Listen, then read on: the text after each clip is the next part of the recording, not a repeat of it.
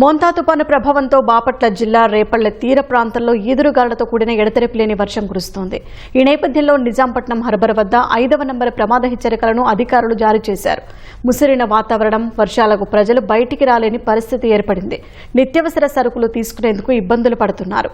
అంతేకాకుండా చీరాల, వేటపాలెం, చినగంజాం, కారంచేడు, ఇంకొల్లు ప్రాంతాల్లో చలిగాలులతో కూడిన వర్షం మొదలైంది.